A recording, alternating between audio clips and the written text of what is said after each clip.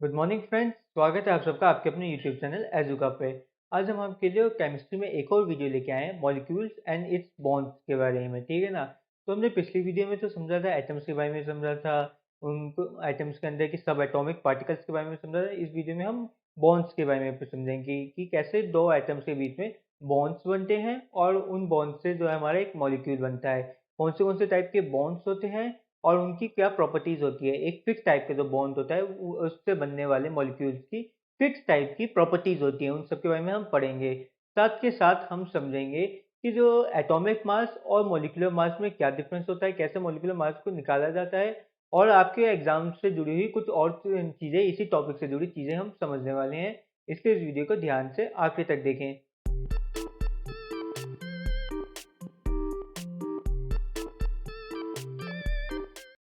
हमने पिछली क्लास में बड़ी डिटेल में एटम्स के बारे में समझा था, एटॉमिक मास समझा था, हमने एटॉमिक नंबर समझा था इनको कैसे कैलकुलेट किया जाता है। ठीक है ना। जैसे कि हमने समझा था कि जो एटॉमिक मास होता है वो प्रोटॉन्स और न्यूट्रॉन्स से कैलकुलेट होता है। इसमें इलेक्ट्रॉन्स का कोई रोल नहीं होता। इलेक्ट्रॉन्स का क्यों कोई रोल नहीं होता? क्योंकि इलेक्ट्रॉन्स को माना जाता है कि उसका नेग्लिजिबल वजन होता है, उसका वजन ऑलमोस्ट जीरो होता है हमारा। फिर हमने जो है एटॉमिक नंबर के बारे में भी समझा था, जो इलेक्ट्रॉन्स या फिर प्रोटॉन्स से गिने जाते हैं। जितने नंबर ऑफ इलेक्ट्रॉन्स हो गए या फिर जितने नंबर ऑफ प्रोटॉन्स हो गए, उतने ही हमारे जो है एटॉमिक नंबर होता है हमारा। इसको जो है हम न्यूट्रॉन से नहीं गिनते हैं, क्योंकि न्यूट्रॉन्स तो अलग ही चीज़ हो जाती है। उसमें जो है ना ही कोई चार्ज होता है न्यूट्रॉन में, और वो जो है कम ज़्यादा होते रहते हैं। उनका जो है इलेक्ट्रॉन्स और प्रोटॉन्स से इतना कुछ खास संबंध होता नहीं है। ऑलमोस्ट इनके बराबर होता है, हमारे प्रोटॉन के बराबर होता है ऑलमोस्ट। पर जरूरी नहीं है, कई बार ज़्यादा एक नंबर ज़्यादा हो सकता है, दो नंबर ज़्यादा हो सकता है, या एक नंबर कम हो सकता है। सब पॉसिबिलिटीज होती हैं इसमें। अच्छा, अब फिर हमने जो है एटॉमिक मास के बारे में समझा था कि एटॉमिक मास वैसे इनको डिनोट कैसे करते हैं। इनको हम अगर एक्स कोई हमारे पास एलिमेंट है, तो ऊपर लिखेंगे हम एटॉमिक मास लिखेंगे और नीचे एटॉमिक नंबर लिखेंगे। ठीक है ना। जैसे कि हमारा कार्बन ही है, तो कार्बन के नीचे पहले हम जो एटॉमिक नंबर लिखेंगे, ऊपर मास लिखेंगे। ठीक है। कार्बन का नंबर जो 6 होता है और इसका मास जो दो गुना यानी 12 होता है, क्योंकि इसमें इक्वल नंबर ऑफ प्रोटॉन्स और न्यूट्रॉन्स होते हैं। ये कोई कंपलसरी नहीं है, ऐसा अक्सर देखा गया, ऐसा अक्सर केसेस में हो जाता है। पर कई सारे ऐसे केसेस होते हैं जिनमें थोड़ा अंतर आ जाता है। जैसे कि हमारा क्लोरीन हो गया। अगर क्लोरीन की बात करें तो इसका 17 तो नंबर होता है और 35.5 इसका मास होता है। ये थोड़ा अजीब सा केस है, इसलिए एग्जाम में इससे क्वेश्चन ज़्यादा पूछे जाते हैं। बच्चों को कंफ्यूज करने के लिए, बच्चों को जो है कंफ्यूज करने के लिए एग्जाम में क्वेश्चन पूछे जाते हैं। इसका जो न्यूट्रॉन होता है, एक उसका उनमें से एक न्यूट्रॉन का वजन आधा होता है। ठीक है ना। इसलिए इसका 35.5 जो है वजन होता है। वैसे तो अगर हम बात करें कि इसमें प्रोटॉन 17 है, तो न्यूट्रॉन्स भी 17 होने चाहिए थे, पर इसमें डेढ़ न्यूट्रॉन्स ज़्यादा होता है। ठीक है ना। इसमें जो है हमारा डेढ़ यानी कि 18.5 न्यूट्रॉन्स होते हैं। इसमें 18.5 न्यूट्रॉन्स होते हैं और 17 हमारे प्रोटॉन्स होते हैं, जिनको मिला के हमारा 35.5 वजन बना क्लोरीन का। तो ये तो बात हो गई हमारी जो है हमारी जो मास की, एटॉमिक मास की। पर अगर मान लीजिए आपसे पूछा जाए कि ऑक्सीजन का एटॉमिक मास क्या है, तो आप कहेंगे ठीक है, ऑक्सीजन का जो एटॉमिक नंबर 8 होता है, मास जो है 16 होता है, तो हम 16 बोल देंगे। पर अगर आपसे पूछा जाए ऑक्सीजन का आपका मॉलिक्यूलर मास क्या है, ऑक्सीजन का मॉलिक्यूलर मास क्या है, ठीक है ना, तो आपको समझना होगा कि एटॉमिक मास और मॉलिक्यूलर मास दो अलग अलग चीजें हैं। जैसे कि एटम और मॉलिक्यूल अलग अलग होते हैं, वैसे ही एटॉमिक मास और मॉलिक्यूलर मास दोनों अलग अलग चीजें होती हैं। हमने क्या पढ़ा था अपनी पिछली क्लासों में कि जो मॉलिक्यूल होता है वो दो या दो से ज्यादा एटम से मिलके बना होता है। मॉलिक्यूल कोई ऐसी चीज होती है जो दो या दो से ज्यादा एटम से मिलके, एटम की बॉन्डिंग से मिलके बनी होती है। ठीक है। तो अगर आपसे पूछा जाए ऑक्सीजन का मॉलिक्यूलर मास क्या है, तो इसका मतलब वो O2 का पूछ रहा है आपसे। ठीक है। क्योंकि जो ऑक्सीजन पाया जाता है नॉर्मली केस में, वो O2 के फॉर्म में पाया जाता है। अब O2 जो है हमारी गैस में भी हो सकती है, और ऑक्सीजन गैस भी हो सकती है, ऑक्सीजन लिक्विड फॉर्म में भी हो सकती है, और ऑक्सीजन सॉलिड फॉर्म में भी हो सकती है। सबका फॉर्मूला आपका O2 ही रहता है, ये चेंज नहीं होता है। ठीक है। तो अगर आपसे पूछा जाए कि ऑक्सीजन का एटॉमिक मास क्या है, तो आप 16 कहेंगे, और ऑक्सीजन का मॉलिक्यूलर मास क्या है, तो आप 16 प्लस 16 यानी 32 कहेंगे। ठीक है ना। 16 प्लस 16, क्योंकि दो ऑक्सीजन के एटम्स मिलके वजन है 32। ऐसे ही आपसे अगर N2 का पूछ सकते हैं, आपसे Cl2 का पूछ सकते हैं, ठीक है ना? मतलब अगर आपसे Cl2 का पूछ लिया तो 35.5 इंटू 2, ठीक है ना? तो जो कि हमारा हो गया 71, ठीक है? ऐसे ही आपसे H2 का भी पूछ सकते हैं, He2 का भी पूछ सकते हैं, सभी तरीके के पूछे जा सकते हैं, ठीक है? ऑक्सीजन हाइड्रोजन का हमारा 2 हो गया, इसका 17 प्लस 17 हो गया 34। तो ऐसे ही आप निकाल सकते हैं, पर ज़रूरी नहीं है कि आपसे जो पूछे जाए मॉलिक्यूल वो एक ही टाइप के एटम से बने हो। अभी तो हमने जितने भी डिस्कस करे ये सब के सब एक ही टाइप के एटम से बने हैं। हीलियम जैसे हीलियम हीलियम होती है बस, हीलियम, हाइड्रोजन, ऑक्सीजन, नाइट्रोजन, हमारे क्लोरीन, ये सब के सब एक ही टाइप के एटम के बनी हुई गैसेज हैं। पर अगर पूछे जाए आपसे H2O पूछ लिया जाए, ठीक है ना? आपसे H2O पूछ लिया जाएगा, CO2 पूछ लिया जाएगा, या फिर आपसे कुछ एसिड के बारे में भी पूछ लिया जाएगा, जैसे सल्फ्यूरिक एसिड के बारे में आपसे पूछ लिया, 2SO4 के बारे में पूछ लिया, या फिर आपसे जो है कैल्शियम बाइकार्बोनेट के बारे में पूछ लिया जाएगा, कैल्शियम कार्बोनेट के बारे में, या फिर कुछ भी आपसे जो पूछ लिया जाए तो आप निकाल सकते हैं। ये तो हमारा लाइम वाटर हो गया। लाइम वाटर में से अगर हम कार्बन डाइऑक्साइड पास ऑन करते हैं तो हमारा जो है कैल्शियम कार्बोनेट बन के निकल के आता है। अच्छा, अब इन सबका हम जो है मॉलिक्यूलर मास निकाल के प्रैक्टिस करके देखते हैं। जैसे कि H2O का आपसे पूछा जाए तो पहले आप हाइड्रोजन का निकालेंगे 2 इंटू 1, प्लस में आपका ऑक्सीजन का यानी कि जो है 16, ठीक है ना? 18 हो गया ये हमारा। अब कार्बन डाइऑक्साइड का आपसे पूछा जाए तो कार्बन का हमें पता है 6 इंटू 2 यानी 12 होता है, क्योंकि इसमें नंबर ऑफ प्रोटॉन्स और नंबर ऑफ न्यूट्रॉन्स इक्वल होते हैं। अच्छा, अगर आपको कोई कंफ्यूजन हो कि हम नंबर ऑफ प्रोटॉन्स कैसे पता लगाएं, किसी एटम में कितने प्रोटॉन्स हैं, तो इसका कोई भी जरिया नहीं है। इसको आपको एटॉमिक मास पता होना ही चाहिए, आपको याद ही करने पड़ेंगे, ठीक है ना? ज्यादातर के वैसे दो गुने होते हैं, पर जिन जिन का अलग है सबका आपको याद करने ही पड़ेंगे। इसको ऐसे ही कुछ निकालने का कोई फॉर्मूला नहीं होता है, बल्कि जो हमारा एटॉमिक मास होता है उसके ज़रिए हम प्रोटॉन्स निकाल लेते हैं, ठीक है ना? जो हमारा एटॉमिक मास होता है उसके ज़रिए हम प्रोटॉन्स को निकाल सकते हैं। एटॉमिक मास में से नंबर ऑफ प्रोटॉन्स को माइनस करके न्यूट्रॉन्स निकल जाता है, और नंबर ऑफ न्यूट्रॉन्स को माइनस करके हमारा प्रोटॉन्स निकल जाता है, ठीक है? तो आपको एटॉमिक मास भी पता होना चाहिए, एटॉमिक नंबर भी पता होना चाहिए। अब ये 12 हो गया हमारा, ये 16 इंटू 2 यानी 32, 44 हो गया हमारा। फिर हमारा जो है H2O का भी अगर हमसे पूछा जाए, ठीक है, तो इसमें दो 1 इंटू 2 प्लस हमारा सल्फर का हम देखेंगे 32 प्लस 4 इंटू 16। तो आप ऐसे निकाल सकते हैं, इसको निकालें तो हम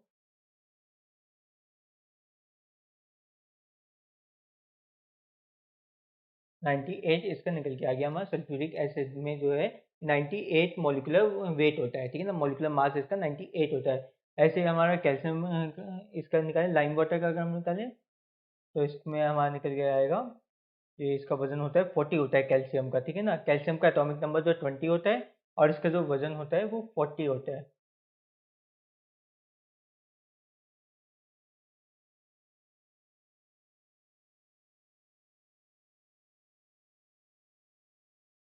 तो ये 74 निकल के हमारा आ जाएगा लाइम वाटर का वजन, ठीक है? ऐसे आपसे कुछ भी पूछा जाए आपको बस जो है एटॉमिक मास पता होना चाहिए, उससे आप कैलकुलेट कर सकते हैं आपका जो है वजन कितना होता है, मॉलिक्यूलर मास कितना होता है, ठीक है? बस ये एक एक ये देख लीजिए कौन से एलिमेंट के कितने एटम आपके मौजूद हैं। ये एग्जाम में अक्सर क्वेश्चन आए जाते हैं, ऐसी बात नहीं है। जैसे कि HCl का, NaCl का भी कई बार क्वेश्चन आ चुका है, HCl का भी आ चुका है आपके एग्जाम में कि HCl का पूछ लेते हैं, HCl का कितना वजन होगा। तो इसमें जो हाइड्रोजन का हमें पता है एक एटम है, और एक एटम जो हमारे क्लोरीन का है 35.5, तो इसका 36.5 आंसर निकल के आता है, ठीक है ना?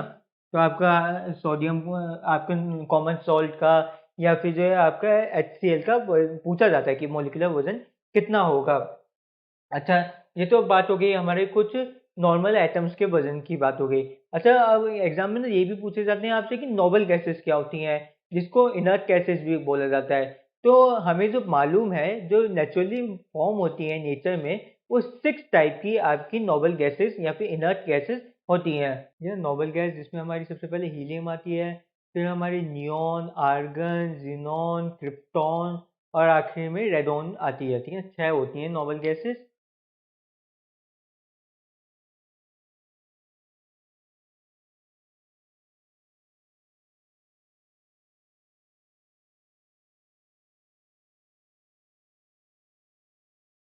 6 नोबल गैसेस होती हैं, या फिर इनको इनर्ट गैसेस भी बोला जाता है। नोबल गैसेस या इनर्ट गैसेस दोनों ये सब एक ही बात होती है। इनके बेसिस पे एग्जाम में बहुत क्वेश्चंस आते हैं। ठीक है, और इनकी क्या खासियत होती है कि किसी के साथ भी रिएक्ट नहीं करती हैं। ठीक है, कई बार हीलियम जो है एक्चुअली टू तो बना लेती हैं वैसे, पर वैसे किसी और एलिमेंट के साथ ये कभी रिएक्ट नहीं करती हैं, और अपने भी जो कंपाउंड्स बनाती हैं बहुत ही रेयर बनाती हैं। ठीक है, जितनी ये छह के छह गैसेस बहुत ही रेयर बनाती हैं। इनका यूज़ कहाँ होता है? जैसे कि हम जानते हैं कि आर्गन और नियॉन को ज़्यादा अच्छे तरीके से हमारी जो पहले की 3 गैसेस हैं, ये ज़्यादा क्वांटिटी में पाई जाती है एटमॉस्फेयर में। ये इजीली अवेलेबल होती हैं। बाकी जो हमारी गैसेस हैं, बाकी की 3 ये थोड़ी स्केयर गैसेस है, इसलिए इनका इतना इंडस्ट्रियल यूज़ नहीं होता है। पहले टीन का बहुत ही ज़्यादा इंडस्ट्रियल यूज़ होता है। जैसे कि हमने जो भी पढ़ा था ना बीईसी के बारे में, जो फिफ्थ स्टेट ऑफ मैटर थी बीईसी, यानी कि बॉस आइंस्टीन कंडेंसेट, उस स्टेट को बनाने के लिए भी इन्हीं गैस का यूज़ किया जाता है। जैसे हमारी ट्यूबलाइट हो गई, या फिर जो है नियॉन के जो बल्ब आते हैं, इनमें जो है इन्हीं गैस को गर्म करा जाता है और फिर इनसे बनाई जाती हैं ये गैसेस। अच्छा, ये तो 6 हो गए हमारी गैसेस के बारे में, हमारी नोबल गैसेस के बारे में। अब हम कुछ बॉन्डिंग के बारे में समझते हैं कि जो बॉन्ड्स होते हैं केमिस्ट्री में, बॉन्ड्स किस तरीके के होते हैं। इन बॉन्ड्स को बेसिकली 2 टाइप्स में हम डिवाइड कर सकते हैं। पहले तो हमारे मॉलिक्यूलर बॉन्ड, इंटरमॉलिक्यूलर बॉन्ड्स और इंट्रामॉलिक्यूलर बॉन्ड्स। जो इंटरमॉलिक्यूलर बॉन्ड्स होते हैं वो 2 मॉलिक्यूल्स के बीच के बॉन्ड होते हैं। जैसे कि अगर हम H2O की बात करें, तो H2O एक मॉलिक्यूल हो गया। ऐसे ही पानी के अंदर बहुत सारे H2O के मॉलिक्यूल्स होंगे। उन एक एक मॉलिक्यूल्स के बीच में जो फोर्स होती है, जो अट्रैक्शंस होती है, जो बॉन्डिंग होती है, उसको हम कहते हैं इंटरमॉलिक्यूलर बॉन्ड्स। और जो एच हाइड्रोजन और ऑक्सीजन के बीच में बॉन्डिंग है, जिसके कारण वो जुड़े हुए हैं, जिसके कारण उन्होंने मॉलिक्यूल बनाए हैं, उसको इंट्रामॉलिक्यूलर कहते हैं। यानी कि एक ही मॉलिक्यूल के अंदर में जो 2 एटम के बीच की फोर्स होती है। तो बेसिकली 2 टाइप के हैं ये, इंटरमॉलिक्यूलर और हमारा इंटरमॉलिक्यूलर इंट्रामॉलिक्यूलर फोर्सेस। ठीक है ना। अब इनमें अगर हम इंट्रामॉलिक्यूलर की बात करें, तो इसको फर्दर 2 पार्ट्स में डिवाइड किया जा सकता है। हमारा इलेक्ट्रोवायलेंट या फिर आयोनिक बॉन्ड्स में, और दूसरा हमारा कोवेलेंट बॉन्ड्स में। और दूसरी तरफ अगर हम इंटरमॉलिक्यूलर की बात करें, इंटरमॉलिक्यूलर मतलब जब 2 अलग-अलग मॉलिक्यूल्स के बीच में कोई बॉन्डिंग हो, एक H2O का मॉलिक्यूल और दूसरा H2O का मॉलिक्यूल, इन दोनों के बीच में बॉन्डिंग हो, तो इसको हम इंटरमॉलिक्यूलर बॉन्ड्स कहेंगे। और इसके दो ही टाइप होते हैं। हमारा वेंडरवल फोर्स, इसको वेंडरवल फोर्स भी कहते हैं, या फिर वेंडरवल जो है हम बॉन्ड्स भी कह सकते हैं। इसको फोर्स कहना ज़्यादा सही रहेगा। फिर हमारा हाइड्रोजन बॉन्ड आता है। इन दोनों के बारे में ऐसे तो एग्जाम में ज़्यादा क्वेश्चन नहीं आते, इसलिए हम इसको बाद में कवर करेंगे। सबसे पहले हम अपना इंटरमॉलिक्यूलर फोर्स के बारे में बात करते हैं, इंट्रामॉलिक्यूलर फोर्स के बारे में बात करते हैं। जैसे कि आपको नाम से ही समझ में आ रहा होगा, इलेक्ट्रोवैलेंट या फिर आयोनिक बॉन्ड। तो ये वो बॉन्ड होते हैं जो आयंस के जरिए बनते हैं, जो इलेक्ट्रॉन्स के आदान और प्रदान से बनते हैं। इलेक्ट्रॉन्स के गेनिंग और लूजिंग से बनने वाले बॉन्ड आयोनिक बॉन्ड या फिर इलेक्ट्रोवैलेंट बॉन्ड्स कहलाते हैं। फॉर एग्जाम्पल, जैसे कि हमारा HCl ही हो गया है ना। अब HCl में क्या होता है कि हमें पता है कि हाइड्रोजन की आखिरी जो सेल होती है, उसमें एक इलेक्ट्रॉन एक्स्ट्रा होता है। ठीक है ना, एक ही मतलब उसमें तो एक ही सेल होती है हाइड्रोजन में तो, और उसमें एक इलेक्ट्रॉन हमारा होता है। जबकि अगर हम क्लोरीन की बात करें, इसका नंबर 17 होता है। और इसका स्ट्रक्चर कैसे होता है हमारा, 2, 8 और 7। 2, 8, 7 यानी कि आखिरी की सेल में हमारे 7 इलेक्ट्रॉन्स होते हैं। इसको एक इलेक्ट्रॉन की जरूरत है अपना जो है ऑक्टेट पूरा करने के लिए।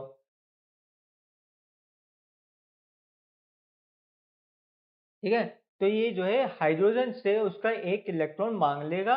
हाइड्रोजन अपना जो एक इलेक्ट्रॉन क्लोरीन को दे देता है, और जो हाइड्रोजन फिर अपने आप में कंप्लीट हो जाता है, क्योंकि उसके पास एक भी इलेक्ट्रॉन नहीं है। ठीक है, इसके लिए ऑक्टेट पूरा करने के लिए क्या नियम होता है कि या तो कोई भी इलेक्ट्रॉन ना बचे, एक भी इलेक्ट्रॉन ना बचे तुम्हारे पास, या फिर तुम्हारे पास 8 इलेक्ट्रॉन, आखिरी की सेल में 8 इलेक्ट्रॉन्स हो, या तो आखिरी की सेल में एक भी इलेक्ट्रॉन ना बचे, या फिर आखिरी की सेल में आपके पास 8 इलेक्ट्रॉन्स होने चाहिए। तो हाइड्रोजन अपना एक इलेक्ट्रॉन जो है क्लोरीन को दे देता है, और क्लोरीन एक इलेक्ट्रॉन ले लेता है अपना ऑक्टेट पूरा करने के लिए। जो देता है उसके ऊपर पॉजिटिव चार्ज आ जाता है, जो लेता है उसके ऊपर नेगेटिव चार्ज आ जाता है। वो पॉजिटिव आयन बनाता है, ये नेगेटिव आयन बनाता है। और ये पॉजिटिव क्यों बनाता है ये भी हमने आपको बताया था, क्योंकि जो इलेक्ट्रॉन होता है वो नेगेटिवली चार्ज होता है और प्रोटॉन हमारा पॉजिटिवली चार्ज होता है। अगर एक इलेक्ट्रॉन कम हो जाएगा तो पॉजिटिव चार्ज हैवी हो जाएगा, पॉजिटिव चार्ज हावी हो जाएगा आपके पूरे एटम पे।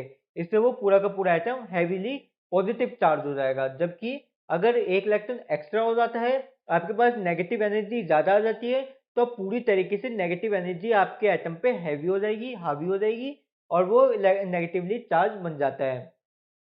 अगर हम बात करें मेटल्स और नॉन मेटल्स की, वैसे तो उसको हम डिटेल में समझेंगे अपने मेटल्स और नॉन मेटल वाले चैप्टर में।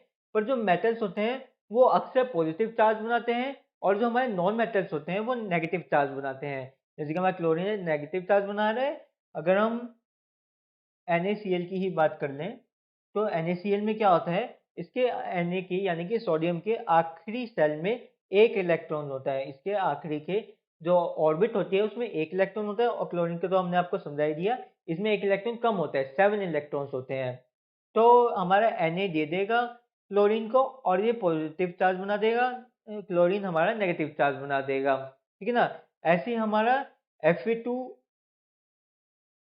और 3 में भी होता है। ठीक है। Fe2 और 3 में भी सेम यही केस होता है। जो Fe है यानी कि आयरन है, आयरन की आखिरी जो ऑर्बिट होती है उसमें हमारे जो 3 इलेक्ट्रॉन एक्स्ट्रा होते हैं। ठीक है। आयरन की आखिरी ऑर्बिट में 3 होते हैं, जबकि हमारा जो ऑक्सीजन है उसके आखिरी ऑर्बिट में 2 इलेक्ट्रॉन्स की जरूरत होती है, यानी कि 6 इलेक्ट्रॉन्स होते हैं हमारे ऑक्सीजन के आखिरी ऑर्बिट में।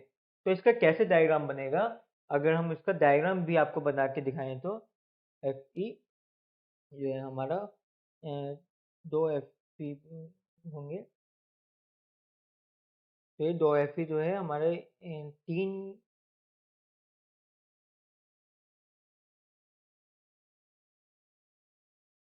ठीक है ना, ये ऐसा कुछ डायग्राम बनेगा। ठीक है, कि मतलब जो Fe है वो तीनों को देगा, हमारा जो आयरन है तीनों ऑक्सीजन को देगा, और इसलिए दो आयरन की हमें जो है जरूरत है, दो एटम्स की जरूरत है तीन ऑक्सीजन के एटम को फुलफिल करने के लिए। इसलिए इसका फॉर्मूला बनता है Fe2 और 3 हमारे इसमें। और ये जो आयरन है वो नेगेटिव जो है हमारा पॉजिटिव चार्ज बनाता है, और हमारा जो ऑक्सीजन है वो नेगेटिव चार्ज बनाता है, क्योंकि जो आयरन है वो देने वाला है और जो ऑक्सीजन है वो लेने वाला है। ऐसे ही अगर हम और बात करें आयोनिक बॉन्ड्स की या इलेक्ट्रोवैलेंट बॉन्ड्स की, तो इसमें हमारा H2O भी आ जाता है। ठीक है ना। ठीक है, और या फिर हमारा जो सल्फ्यूरिक एसिड होता है वो भी इसी कैटेगरी में हमारा आता है, H2SO4 भी इसी कैटेगरी में आता है। ठीक है, तो ये तो कुछ एग्जांपल्स थे हमारे आयोनिक बॉन्ड्स के बारे में। अब अगर हम कोवेलेंट बॉन्ड्स की बात करें, तो कोवेलेंट बॉन्ड वो होते हैं जिनमें आयंस नहीं बनते हैं। ठीक है, जो आयोनिक बॉन्ड है उनमें आयंस बन रहे हैं, और जो हमारे कोवेलेंट बॉन्ड है यानी दूसरी कैटेगरी है उसमें आयंस नहीं बनते हैं, वो बिना आयंस बनाए ही जो है बॉन्डिंग कर लेते हैं। आयंस कब बनते हैं इस बात को ध्यान से समझिए, ध्यान से याद करिए अपने दिमाग में। आयन जब बनते हैं जब इलेक्ट्रॉन्स का आदान प्रदान हो, जब इलेक्ट्रॉन्स गेन हो रहे हो और लूज हो रहे हो, दोनों चीजें हो रही हो, तभी हमारे जो है आयन्स बनते हैं। जो लूज कर रहा है वो पॉजिटिव बनाएगा, जो गेन कर रहा है वो नेगेटिव आयन बनाएगा। ठीक है। और जो वैसे एक और बात है, जो पॉजिटिव आयन होता है इसको कैटायन भी कहते हैं, और जो हमारा नेगेटिव होता है इसको एनायन भी बोलते हैं। यानी पॉजिटिव वाले को हम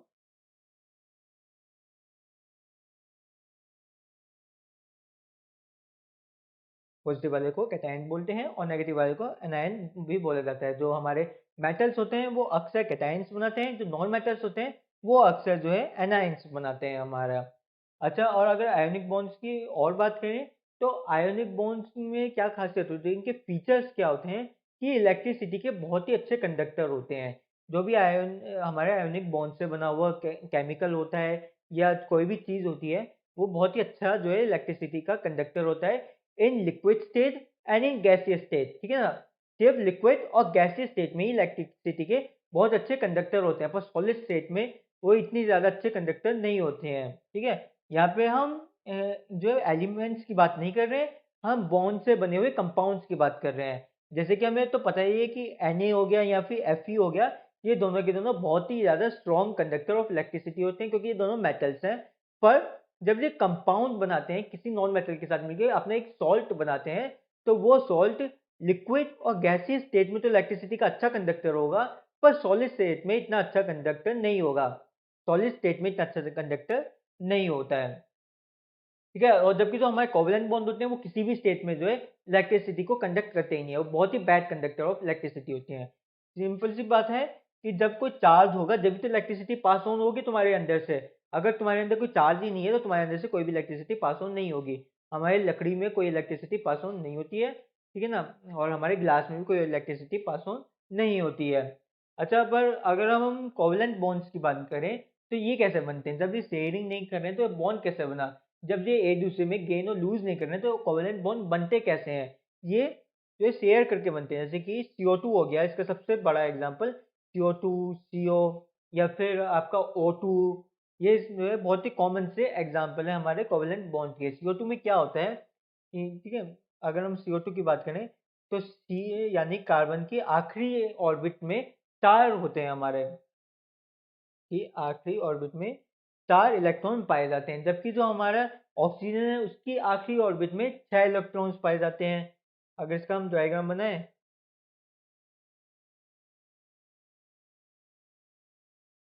6 और इधर भी,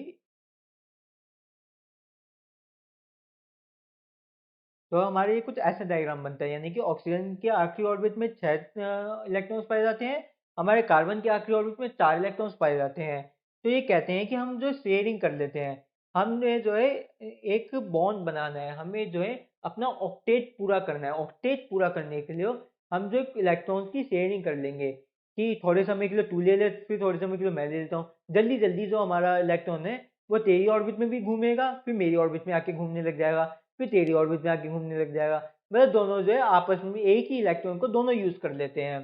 तो ये दो दो इलेक्ट्रॉन्स के साथ ऐसे ही करते हैं, जो कार्बन है हमारा दो दो इलेक्ट्रॉन्स के साथ ऐसे ही करता है। इससे क्या होगा कि जो हमारा ऑक्सीजन है उसमें 6 तो पहले ही थे और 2 कार्बन के भी मिल गए, यानी 8 हो गए, ठीक है ना। इस केस में भी 6 तो पहले ही थे, 2 कार्बन के भी मिल गए और पूरे 8 हो गए। जबकि जो हमारा कार्बन है, इसको इसके साथ क्या हुआ, इसके पास तो अपने तो है ही, क्योंकि वो शेयरिंग कर रहा है, उसने पूरी तरीके से दे नहीं दी है। अगर वो पूरी तरीके से दे देता तो आयंस बनते हमारे। अगर वो शेयरिंग करता है तो हमारा कोवेलेंट बॉन्ड बनता है और कोई भी आयंस नहीं बनते हैं, ठीक है। तो उसने 2 ऑक्सीजन के साथ शेयर करे थे तो उसके पास 2 ऑक्सीजन के भी आ गए और अपने वाले भी रहे उसके पास। इस हिसाब से इसके पास 8 हो गए, 4 प्लस 4 8 हो गए, ऑक्सीजन के पास भी 8 हो गए। अब कार्बन मोनोऑक्साइड की अगर हम बात करें तो कार्बन मोनोऑक्साइड में क्या होता है, इसमें थोड़ा कॉम्प्लिकेटेड है, वैसे एग्जाम में इतना पूछा नहीं जाता। मैं आपको बस जनरल इन्फॉर्मेशन के लिए बता देता हूँ, तो थोड़ा कॉम्प्लिकेटेड होता है।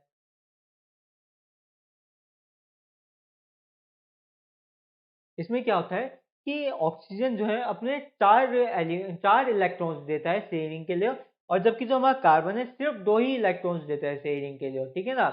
ये कब फॉर्म होती है हमारी CO, जब जो है हम ऑक्सीजन की एब्सेंस में जो है किसी मैटर को जलाते हैं, किसी कार्बन मैटर को, किसी ऑर्गेनिक मैटर को जलाते हैं ऑक्सीजन की एब्सेंस में, ठीक है। जैसे कि मतलब कम ऑक्सीजन की प्रेजेंस में अगर हम किसी चीज को जलाते हैं, किसी कार्बन या किसी ऑर्गेनिक चीज को जलाते हैं, तो हमारी कार्बन मोनोऑक्साइड बनती है। तो ये हो गए ऐसे बॉन्ड बनता है। ऐसे हमारा O2 होता है, O2 में भी सेम ऐसी ही बात होती है कि 2 एटम्स जो है आपस में शेयर कर लेते हैं। O2 जो है अपने 2 एटम्स को आपस में शेयर कर लेते हैं, ठीक है। और इसमें जो है हमारा H2 भी बनता है। H2 भी इसी केमिकल फॉर्मूले से बनता है हमारा। और भी बहुत सारे होते हैं, सबके सब जिनमें जो है हमें कोवेलेंट बॉन्ड देखने को मिलता है हमें। ये तो अच्छा, इसकी प्रॉपर्टीज तो मैंने आपको बताई दी कि ये इनका मेल्टिंग पॉइंट भी बहुत ही ज़्यादा लो, जल्दी मेल्ट हो जाते हैं। इनका मेल्टिंग पॉइंट बहुत ही लो होता है, इनका जो है बॉइलिंग पॉइंट भी बहुत लो होता है, जल्दी ये मेल्ट हो जाते हैं, जल्दी ये बॉयल हो जाते हैं कोवेलेंट बॉन्ड वाले।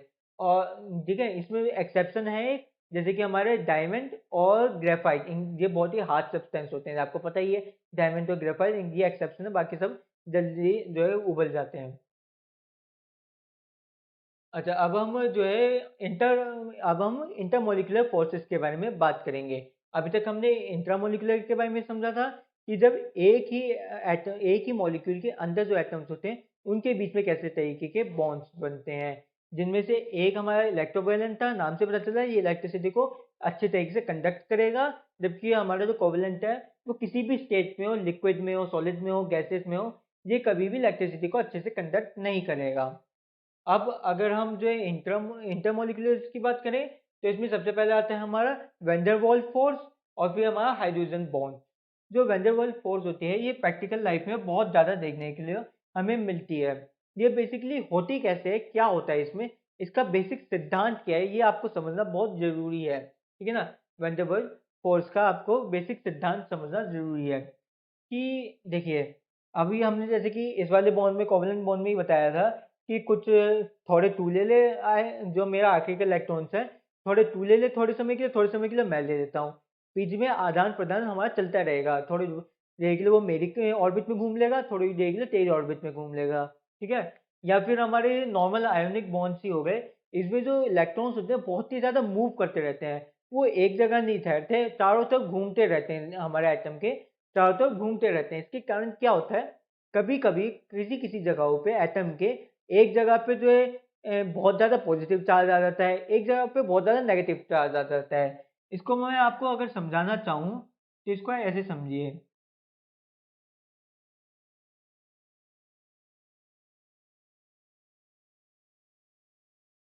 ये मान लीजिए हमारा कार्बन का एटम है, ठीक है ना?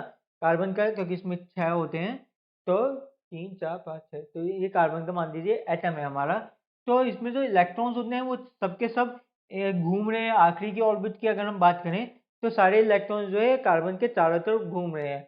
अब इस एटम्स को अगर हम 2 पार्ट में डिवाइड करें, एक ऊपर का पार्ट, एक नीचे के पार्ट में, तो इस समय इस पर्टिकुलर टाइम पे आप देखोगे कि जितने भी इलेक्ट्रॉन्स हैं सबके सब नीचे के पार्ट में हैं, ऊपर का पार्ट खाली है।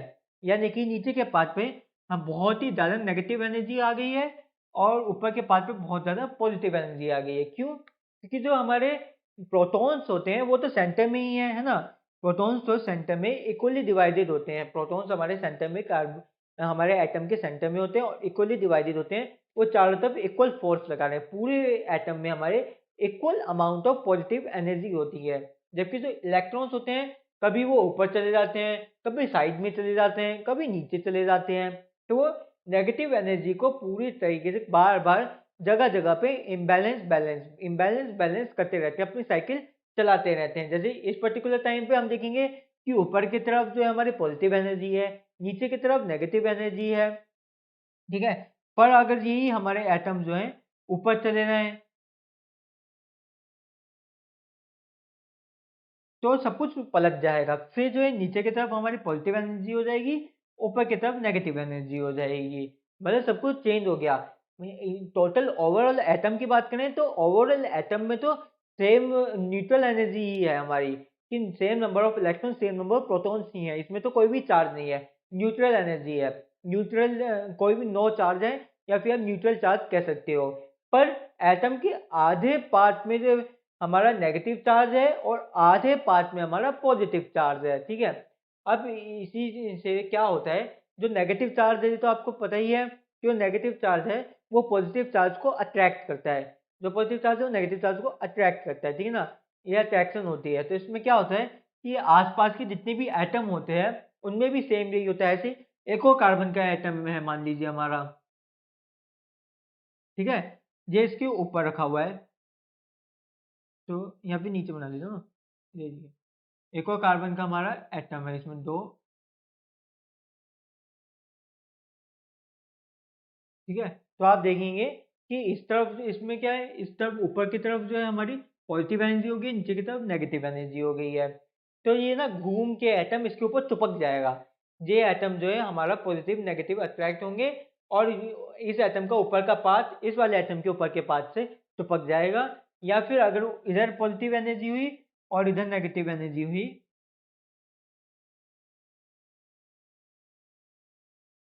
तो इस एटम का ऊपर नीचे का पार्ट हमारे पहले वाले एटम के ऊपर के पार्ट पे आके चिपक जाएगा, इस चुपकन को, इस फोर्स ऑफ अट्रैक्शन को एटम के बीच में हम वैन वाल फोर्स ऑफ अट्रैक्शन बोलते हैं या फिर वैन वाल बॉन्ड्स कहते हैं। ये बहुत ही ज़्यादा वीक होती है, बहुत ही आराम से टूट जाती है, जबकि जितनी भी हमारी जो इंट्रामोलिकुलर फोर्सेस थी ये बहुत ज़्यादा स्ट्रॉन्ग होती है।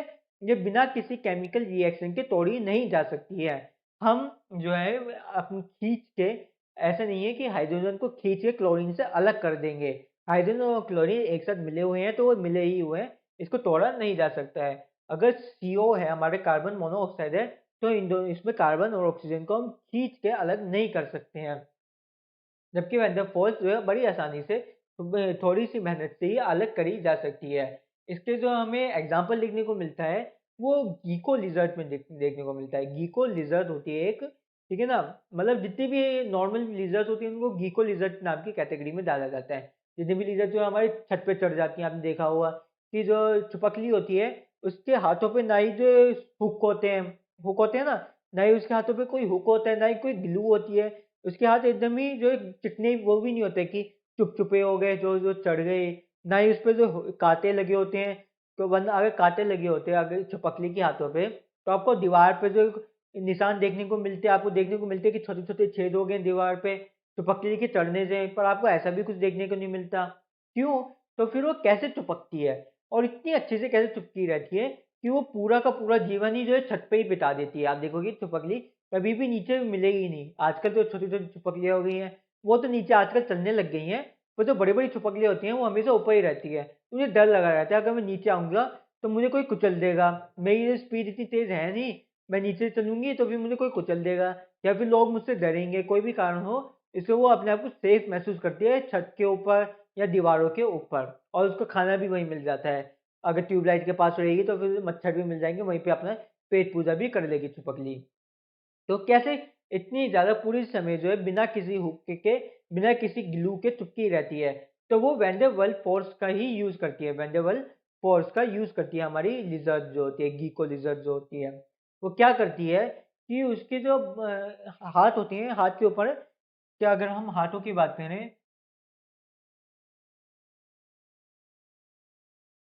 तो उसके जो हाथ होते हैं, टोज़ होते हैं उसके, उस पे एक पैडिंग लगी होती है, एक बहुत ही बारीक रेशों की पैडिंग होती है। और इन बारीक रेशों में अगर एक बाल की बात करें, हमारे ह्यूमन के बाल से भी छोटा होता है इनका एक बाल। और अगर उस बाल में भी हज़ारों मिलियंसों जो है और छोटे-छोटे बाल्स होते हैं। मतलब ये मॉलिक्यूलर लेवल तक इतने ज़्यादा छोटे-छोटे बाल होते हैं कि वो ये 1 या 2 मॉलिक्यूल से ही बने होते हैं, ठीक है ना? इतने ज़्यादा मॉलिक्यूलर लेवल पे इस पे बारीक-बारीक बाल होते हैं। पहले तो इसमें पैडिंग होती है, हर पैडिंग में जो है आपके करोड़ों बाल होते हैं, जो कि ह्यूमन बाल से भी छोटे होते हैं। और हर बाल में बिलियंस बाल और होते हैं, जो कि मॉलिक्यूलर लेवल के साइज़ के होते हैं। यानी कि इतने छोटे कि बस 2 या 3 ही मॉलिक्यूल्स के बराबर उनकी जो है विड्थ होगी, उनका जो डायमीटर होगा उन बालों का, वो 2 या 3 मॉलिक्यूल्स का ही होगा, 2 या 3 मॉलिक्यूल से मिलके ही बना होता है। तो इससे क्या होता है, जब वो किसी सरफेस पे हाथ रखती है अपना, तो ये van der Waals force apply हो जाती है। ये जो 2 या 3 मॉलिक्यूल से बना उनका बाल का भी बाल है, वो जो है पॉजिटिव नेगेटिव चार्ज का अप्लाई वो करना शुरू कर देता है। कि अगर उस बाल पे मान लीजिए 3 मॉलिक्यूल हैं, 1, 2, 3, ठीक है ना? और इसमें वही हमारा इलेक्ट्रॉन्स, प्रोटॉन्स का चक्कर चल रहा है कि नीचे की तरफ एक समय पे नीचे की तरफ जो है सारे के सारे नेगेटिव आ गए, और या फिर एक तरफ तो नेगेटिव आ गए, एक तरफ पॉजिटिव आ गए। हर चीज़ पॉसिबल है, ठीक है ना? इसको अगर 2 में डिवाइड कर दें, तो हम देखेंगे इन दोनों मॉलिक्यूल्स में तो नेगेटिव चार्ज हो गया नीचे की तरफ, और इस वाले मॉलिक्यूल में पॉजिटिव चार्ज हो गया नीचे की तरफ। ठीक है? अब सरफेस पे कुछ ऐसे सरफेस पे अगर ये अपना हाथ रखेगी, तो कुछ जगह तो ये पॉजिटिव चार्ज होगा, कुछ जगह पे नेगेटिव चार्ज होगा, क्योंकि पूरे एटम में हर तरफ एक जैसा चार्ज नहीं होता। इसके कारण क्या होता है, जो पॉजिटिव टू पॉजिटिव वाले हैं वो इसको धकेल देंगे। ठीक है? अगर हम सरफेस की बात करें, सरफेस पे भी हमारे 3 मॉलिक्यूल्स हैं अगर, ठीक है? 3 मॉलिक्यूल्स के बराबर तो 3 मॉलिक्यूल्स ही होंगे साइज़ में। और अगर मान लीजिए यहाँ पे नेगेटिव है, यहाँ पे पॉजिटिव है, यहाँ पे नेगेटिव है, ऐसा कुछ चार्ज बन रहा है। तो जब नेगेटिव टू नेगेटिव मिलेगा, तो वो तो उसको पोस्टपोन कर देगा, वो कहेगा कि भाई साइड हो ले। जो नेगेटिव नेगेटिव को जो है रिपेल करता है और नेगेटिव पॉजिटिव को अट्रैक्ट करता है। तो वो कहेगा नेगेटिव से वो साइड हो ले, मुझे तो पॉजिटिव के साथ मिलना है। तो ये साइड हो जाएगा, यहाँ पे अगर कोई पॉजिटिव वाला मॉलिक्यूल होगा तो उसके साथ जाके चिपक जाएगा। ये पॉजिटिव वाला नेगेटिव के साथ चिपक जाएगा। इस तरीके से माइक्रो लेवल पे हमारे क्या कहते हैं मॉलिक्यूलर लेवल पे ऐसी चिपकन पैदा होती है। एक एक मॉलिक्यूल आपस में छोटी छोटी मात्रा में जो है अट्रैक्शन करता है। पर ये क्योंकि इतने सारे millions and billions of hairs हैं, इसलिए थोड़ी थोड़ी फोर्स मिला के भी बहुत ज़्यादा भयानक फोर्स हो जाती है। इसे कहा जाता है कि जो चिपकली होती है वो अपनी एक उंगली पर उल्टा लटक सकती है एक ग्लास वॉल पे। मतलब अगर सीलिंग पे भी वो एक उंगली पे काफ़ी देर तक लटके रह सकती है, जितना मर्जी वो लटकना चाहे। और ये बिल्कुल प्लेन सरफेस, चाहे वो ग्लास ही क्यों ना हो, ग्लास पे भी बड़ी आराम से चढ़ जाती है हमारी चिपकली जो होती है, गीको लिजर्ड जो होती है। ठीक है, ये तो हो गया हमारे वैन डर वाल्स फोर्स के बारे में। अब अगर हम हाइड्रोजन बॉन्ड की बात करें कि हाइड्रोजन के बीच में जो कौन सा बॉन्ड होता है, तो ये भी थोड़ा बहुत इसी कॉन्सेप्ट पे चलता है। हमारा जो कॉन्सेप्ट है इसी कॉन्सेप्ट पे चलता है, पर इसको थोड़ा फर्दर थोड़ा सा डिफरेंस है। बात वही है हमारी पॉजिटिव इलेक्टिव, पॉजिटिव और नेगेटिव वाली बातें, बस थोड़ा सा अंतर है। जितने भी हमारे जो है ऑर्गेनिक कंपाउंड्स होते हैं, ठीक है ना, जितने भी हमारे ऑर्गेनिक कंपाउंड्स या फिर जितनी भी चीज़ होती हैं जिनमें हाइड्रोजन मिलती है। वैसे पहले मैं आपको समझा दूं ऑर्गेनिक कंपाउंड्स क्या होते हैं। जो भी चीज़ जो है हमारे कार्बन और हाइड्रोजन से मिलके बननी होती है, जो भी मॉलिक्यूल जिसमें कार्बन और हाइड्रोजन की चेन्स, लंबी चौड़ी चेन से मिलके बना होता है, उसको हम जो ऑर्गेनिक कंपाउंड कहते हैं। अब आप कहेंगे कि डायमंड भी तो हमारा कार्बन का ही फॉर्म है, क्या वो भी ऑर्गेनिक है? नहीं, वो ऑर्गेनिक नहीं है क्योंकि उसमें हाइड्रोजन नहीं है। हमारे डायमंड में सिर्फ कार्बन होती है। अब अगर हम हाइड्रोजन बॉन्ड्स की बात करें तो इसमें क्या होता है कि जैसे H2O ही ले लेते हैं, सबसे सिंपल से एग्जांपल की बात करते हैं। पानी है हमारा H2O कैसे होता है? इसमें बीच में हमारा ऑक्सीजन का मॉलिक्यूल होता है, बीच में हमारा ऑक्सीजन का मॉलिक्यूल होता है और वो सिंगल सिंगल बॉन्ड बना रहा है हमारे हाइड्रोजन के मॉलिक्यूल से। ये हमारा H2O का फॉर्मूला होता है, H2O का स्ट्रक्चर होता है। अच्छा, वैसे इसमें बॉन्ड कौन सा है हमारा? इसमें हमारा जो है आयोनिक बॉन्ड लगा होता है। ठीक है ना, आयोनिक बॉन्ड जिसमें हमने लिखा भी है H2O, तो इसमें आयोनिक बॉन्ड होता है, ऐसा कुछ दिखाई देता है। इसमें जो हाइड्रोजन ने अपना जो एटम दे दिया है और ऑक्सीजन ने 2 एटम ले लिए हैं। अब इसमें क्या होगा कि हाइड्रोजन, अब ऑक्सीजन की अगर हम बात करें, ठीक है ना, तो ऑक्सीजन या हाइड्रोजन की बात करें तो कई जगह पे हाइड्रोजन में जो है नेगेटिव, कुछ जगहों पे पॉजिटिव चार्ज रहता है, कुछ जगहों पे नेगेटिव चार्ज रहता है। जैसे कि जो हमारा इलेक्ट्रॉन है वो पूरी तरीके से कभी ये जो है हाइड्रोजन पे जा रहा है, ऑक्सीजन पे जा रहा है, कभी जो इलेक्ट्रॉन हाइड्रोजन पे चले जाता है। वो पूरी तरह उसे दे तो दिया है ऑक्सीजन को, पर ये नहीं कि दे दिया तो जीवन भर के लिए नाता खत्म हो गया, अब जो है तुम वापस घर मत आना। ठीक है ना, वो इलेक्ट्रॉन उसने कुछ उधार दिया है, बाद में वो अगर कोई और केमिकल रिएक्शन होता है तो वो वही वाला एटम वापस भी ले लेगा। ये परमानेंट नहीं ले लिया, अपना मान के मत रखना, ये तुम्हें उधार दिया हुआ है। तो क्या होता है वो इलेक्ट्रॉन कभी जो है थोड़ा इधर चले जाता है, कभी थोड़ा इधर चले जाता है। वो एटम जो हम इलेक्ट्रॉन होता है वो थोड़ा बीच में ही डामल डोल सा रहता है हमारा। इस कारण क्या होता है, कभी जो है हाइड्रोजन का जो हमारा एटम है, कभी वो पॉजिटिवली चार्ज हो जाता है, कभी वो नेगेटिवली चार्ज हो जाता है। जब वो पॉजिटिवली चार्ज हो, हल्का सा बहुत ही माइनर सा 0.5 चार्ज होता है इसमें, 0.5 का ही अंतर होता है, इससे ज़्यादा का हो नहीं सकता। 0.5 कभी नेगेटिव हो जाता है चार्ज, कभी पॉजिटिव चार्ज हो जाता है। इसके कारण वो आसपास, जब वो नेगेटिव होता है तो आसपास के वो पॉजिटिव हाइड्रोजन के एटम को जो है अपने तरफ अट्रैक्ट करेगा। जब वो नेगेटिव हो जाता है तो आसपास के पॉजिटिव वालों को अट्रैक्ट करेगा। इसी कारण जो हाइड्रो, इसी को कहते हैं हाइड्रोजन का बॉन्ड। ठीक है ना, इनका कॉन्सेप्ट वही है पॉजिटिव नेगेटिव वाला, सेम कॉन्सेप्ट है जो हमारे वैन डर वाल्स फोर्स में, बस थोड़ा नाम अलग है क्योंकि हाइड्रोजन में ये फिनोमिना कुछ ज़्यादा देखने को मिलता है, इसलिए इनको नाम ही अलग दे दिया गया है। अच्छा, एक और बात है कि जो हमारे कोवेलेंट बॉन्ड है, ये भी एग्जाम में एक दो बार पूछ लिया गया है कि किस टाइप के एलिमेंट्स में बनता है, किस टाइप के एलिमेंट्स के बीच में हमारा कोवेलेंट बॉन्ड देखने को मिलता है। तो ये कोवेलेंट बॉन्ड उन टाइप के एलिमेंट्स में देखने को मिलता है जिनके पास इलेक्ट्रोफोर्स होती है बराबर होती है, जिनकी जो इलेक्ट्रॉन्स देने की या लेने की जो क्षमता होती है वो इक्वल होती है। ठीक है ना, जिनके आउटर सेल में, अगर हम नॉर्मल लैंग्वेज में बात करें, जिनके आउटर सेल में सेम नंबर ऑफ इलेक्ट्रॉन्स होते हैं, ठीक है ना।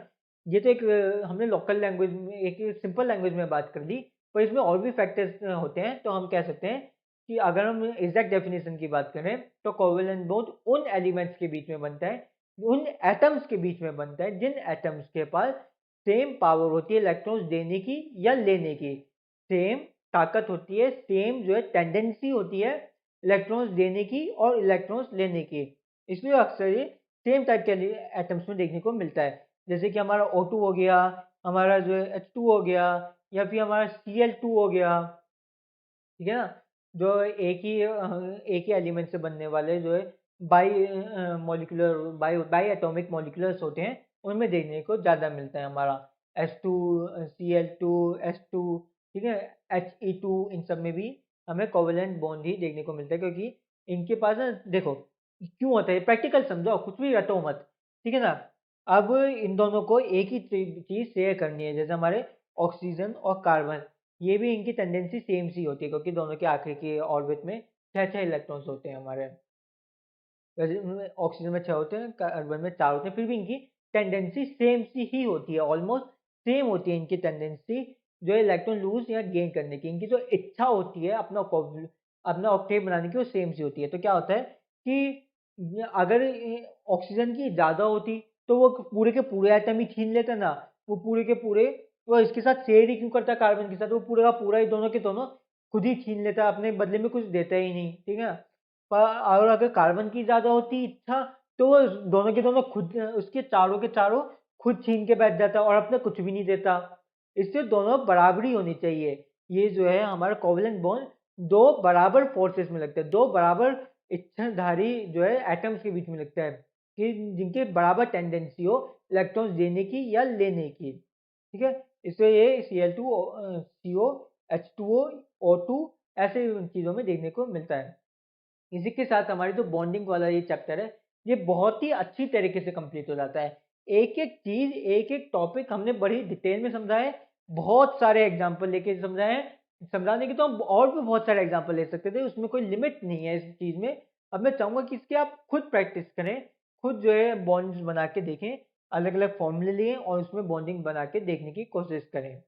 और अगर आपको फिर भी कोई डाउट रह गया हो तो हमें कमेंट सेक्शन में ज़रूर बताएं। अगर ये वीडियो पसंद आए तो लाइक शेयर कमेंट करना ना भूलें, और अगर आपने अब तक हमारे चैनल को सब्सक्राइब नहीं किया तो नीचे दिए गए सब्सक्राइब बटन को क्लिक करें, और उसके साथ में दिए गए बेल आइकन को क्लिक करें, ताकि हमारी वीडियोज़ की लेटेस्ट नोटिफिकेशन आपको मिलती रहे और आपकी प्रिपरेशन अच्छे से हो पाए। Thank you.